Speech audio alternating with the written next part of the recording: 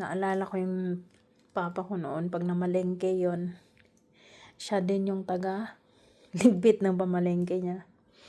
So, ngayon, ako na namalengke.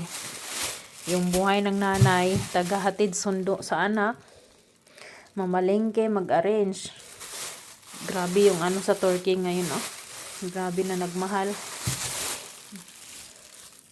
Yung 3,000 mo na pang basar. Kasya lang sa pang isang linggo. Grabe na kamahal. Noon, alam mo magkano lang ang kilo nito noon, 5 TL. Ngayon, 40 ang kilo. 40. Pag hindi pa maganda, merong 30.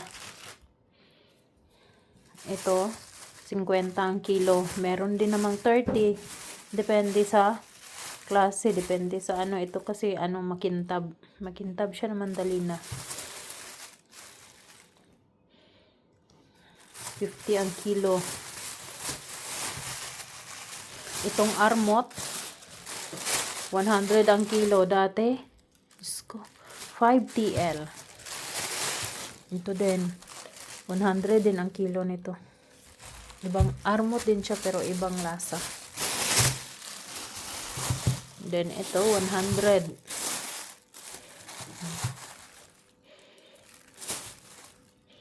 Grabe na kamahal ngayon dito. Sobra. Samantalang dati, tomato, ito, magkano lang kilo nito dati? 5. 5 lang ang kilo nito. Ngayon, 60. Ito, bumili ako ng mani. Marami akong mani. Ito, medyo mura lang. 150. Wala na siyang balat. Gawin ko itong peanut butter. Tapos ito mura lang, 100. Ito, dati, piso. 1 TL lang to. Ngayon, 40. Ang isang balot, isang bugkos. 40 ang isang bugkos. Noon, piso lang. Ay, grabe na po talaga.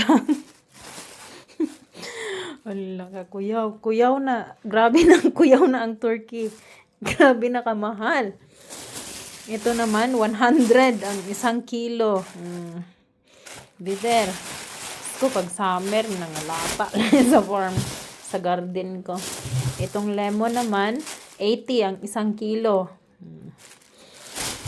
Every day need namin ang water, ang lemon.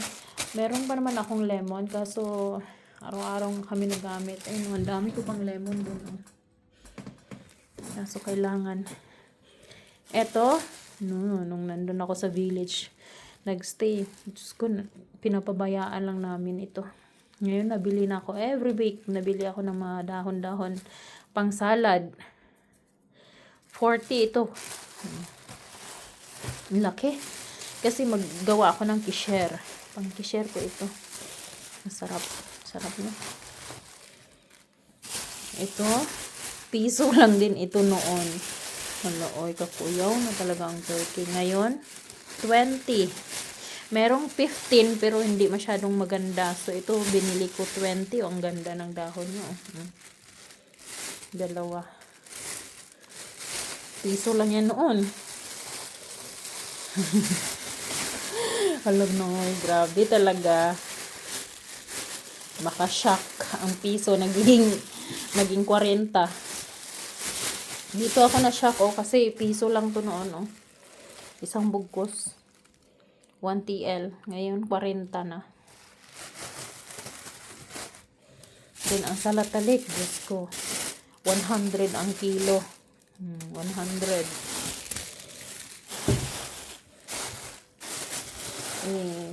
Tapos, wala kaming yung manok kasi namin. Ewan ko saan na yung dalawa naming babae na manok.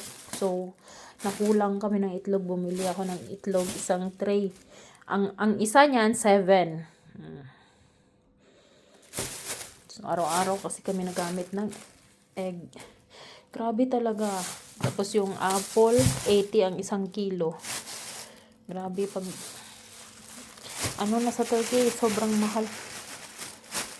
Tapos meron ako nabili dito isda. Buti na lang ito, hindi pa rin kinilo. Kundi per piece pa din siya. Ang laki. Mura lang, 300. Ewan ko. Bakit ano? Mura lang. Kasi nung nakaraan, 350. Kasi ting ano nga ngayon eh. Ting ganito ba? Ano tawag niyan? Ting palamot. Nakaraan kasi, hindi pa masyadong marami kaya medyo mahal siguro. Ito 300 lang, ang laki niya po. Isa. 2 dangkal. Diba? Yung paborito kong armot, ang sarap nito. Masarap ang lasa niyan. Ano na to? 1.5. Ang lalaki kasi. Mabigat saka malaki. Ang laki. Ito, gawin ko siyang peanut butter. Kasi dati nakagawaan ako ng peanut butter. So, try natin. Masarap kasi ang peanut butter kahit papakin mo. So, ayun na, ililigpit natin. Ito pa pala yung cheese. Nagmahal din ata ang kilo ng cheese. 300 na to.